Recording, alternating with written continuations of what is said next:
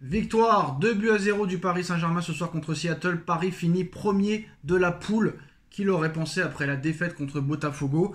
L'Atlético Madrid éliminé. Atlético Madrid 6 points. Botafogo 6 points. Paris 6 points. Mais ce match contre l'Atlético a vraiment tout changé et a permis au PSG de se qualifier et surtout de finir premier.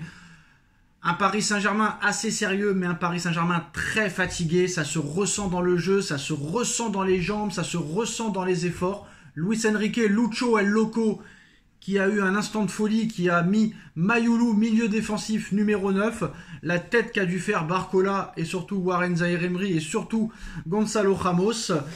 Alors ce qui est intéressant, c'est que tu vas retrouver un Barcola qui est en jambes. Barcola ce soir devient le meilleur passeur décisif du top 5 européen. Barcola a fait une très bonne entrée, Désiré Doué a remis la tête sur ses épaules. On va retrouver un Ousmane Dembélé très très frais qui va être très important dans le jeu. Donc voilà, mais ce soir ça n'a pas été un gros match, on l'a pu le voir, ça a été très compliqué. On a vu que le PSG a ouvert le score un petit peu contre lui-même. Malgré lui, on va dire, malgré Kvaratskhelia qui n'a pas fait exprès de marquer sur cette frappe de Vitinha, qui reprise du dos, et après Hakimi sur une très belle phase de jeu, Désiré Doué au départ, Barcola sur le côté qui donne à Hakimi qui finit.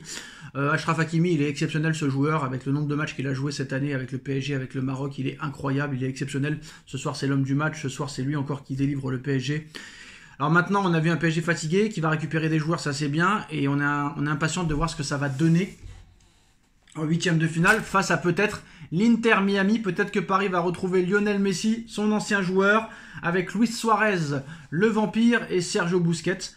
Donc ça risque peut-être d'être très intéressant. Je crois que le huitième de finale se jouera samedi soir.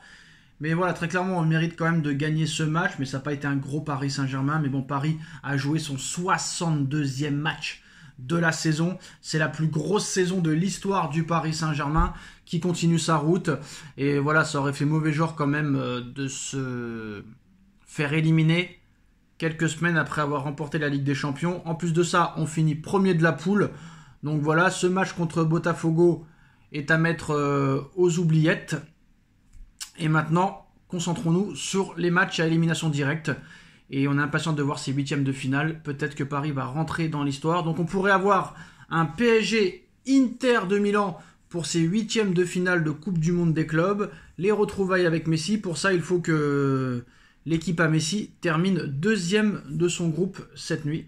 Donc on verra, le match se jouera à Atlanta. Donc le PSG finit premier de la poule B après la défaite contre Botafogo. Alors Donnarumma, chassé le naturel, il revient en galop. On a vu qu'il a eu très peu de travail à faire, mais à chaque fois qu'il a eu des relances au pied, ça a été catastrophique. Je comprends pourquoi Paris ne veut pas le prolonger. Parce que peut-être que d'accord, il a été dos au mur, il a fait des masterclass contre Liverpool au match retour, contre Aston Villa, contre Arsenal, mais est-ce que c'est vraiment un gardien sur qui on peut compter sur le long terme?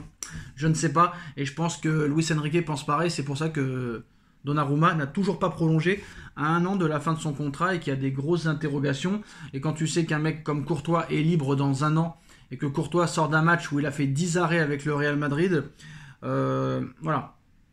On peut penser que peut-être Paris réfléchit à ça. Alors Hakimi qui a dit on est prêt pour la suite. Il n'y a pas de match facile, c'est la Coupe du Monde des clubs, il faut toujours être concentré du début à la fin. Et on a montré du caractère pour s'imposer, on savait que ce n'était pas facile de venir ici, mais on a bien préparé ce match et on l'a gagné. Voilà, donc voilà, on l'a pas gagné avec la manière, mais Achraf Hakimi, ce qu'il faut rappeler, c'est que c'est quand même le défenseur le plus prolifique du top 5 européen cette saison avec 10 buts et 12 passes décisives. Donc d'un côté, tu as le meilleur passeur du top 5 européen avec Bradley Barcola et Achraf Hakimi qui est le défenseur le plus prolifique avec 10 buts et 12 passes décisives. Voilà, c'est quand même assez impressionnant pour un défenseur, pour un latéral, ce que fait Achraf Hakimi. Donc bravo à lui et surtout bravo à Enrique parce que ça a été compliqué quand même les premières années Hakimi. 2021-2022 compliqué, 2022-2023 compliqué. Et 2023-2024, il est monté en puissance. Et cette année, c'est vraiment l'année de la confirmation et du haut niveau pour Hakimi.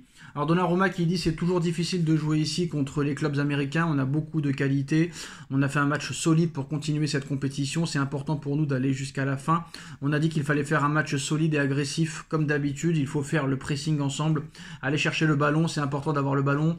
On a fait le nécessaire pour gagner, on a fait un grand match, on a encaissé quelques occasions, mais l'important c'est de gagner et c'est important. Léo Messi peut-être, oui, qu'on va le retrouver. C'est un grand ami, c'est le meilleur joueur du monde. On a eu la chance de jouer avec lui, c'était 2 ans fantastiques, mais Paris devra battre tout le monde contre qui il jouera. Donc voilà, Hakimi a dit je n'ai pas de préférence concernant l'adversaire, je dis souvent que pour gagner les grands trophées, il faut jouer contre les grosses équipes, on donnera le meilleur, quel que soit l'adversaire, donc ce sera soit Al-Khali, Palmeiras, ou l'Inter Miami ou Porto, on verra contre qui le Paris Saint-Germain jouera. Mayulu numéro 9, bah, c'est un échec. El Loco, Lucho, a essayé de le mettre numéro 9. Pourquoi, je ne sais pas. Est-ce que les journalistes feront leur métier en lui posant la question? Je pense pas. Mayulu numéro 9, pourquoi? Si quelqu'un a une explication, les gars, qui me le disent en commentaire, ça m'intéresse parce que je n'arrive pas à trouver l'explication. Voilà, il a tenté, ça n'a pas fonctionné, ça n'a pas marché, donc je pense pas qu'on reverra Mayulu de sitôt en numéro 9, mais voilà, malheureusement il n'y a pas grand chose à dire sur cette victoire 2-0 du Paris Saint-Germain. On sait très bien que cette vidéo fera 2000 vues au grand max. Déjà quand tu gagnes la Ligue des Champions tu fais pas trop de vues, alors c'est pas ce soir que tu feras des vues. Donc voilà, ça aurait été intéressant de faire un débat avec Nono, mais Nono n'est plus là malheureusement. Donc voilà, après moi, pour l'instant sur ce que je vois, après Paris peut monter en puissance. C'est ce qui s'est passé à partir des 8e de finale de la Ligue des Champions. Mais à l'heure où on parle, je vois des équipes plus fraîches comme le Real et comme Manchester City peut-être être les favoris de cette compétition. Mais quoi qu'il en soit, Paris donnera tout à partir des 8e. Donc là, tu as mardi, mercredi, jeudi, vendredi. Il faut essayer de bien se reposer, de s'entraîner et surtout de bien encadrer le temps de jeu. Voilà, très clairement. Donc le PSG n'a plus été éliminé en poule en compétition internationale depuis plus de 13 ans maintenant. Donc Paris est vraiment exceptionnel. Donc le PSG termine premier de son groupe à l'heure actuelle. À l'heure actuelle, pour l'instant, si ça ne bouge pas, le PSG affrontera l'Inter Miami. Mais je pense que pendant ce mercato d'été, il va falloir quand même prendre des doublures. Il va falloir que Lucho comprenne que voilà, tu as eu beaucoup de chance cette année, tu n'as pas eu de blessure, mais à un moment donné, alors il va falloir prendre une doublure de qualité à Nuno Mendes, une doublure de qualité à Hakimi, un défenseur central supplémentaire, un gros milieu de terrain supplémentaire et un gros joueur offensif pour voilà, avoir de la rotation. Parce que là, tu vas repartir encore sur une grosse saison, 34 matchs en Ligue 1, 6 matchs en Coupe de France et potentiellement 17 matchs en Ligue des Champions. Voilà, tu n'auras peut-être pas la même chance que la première année. Il faut recruter, il faut prendre des doublures de qualité. Il te reste 2 mois et demi pour ça. Voilà les gars, c'est la fin de cette vidéo. Paris est en 8e de finale de Coupe du Monde des clubs. Paris en route pour l'histoire. Dites-nous en commentaire ce que vous en pensez et à très vite. Tchuss.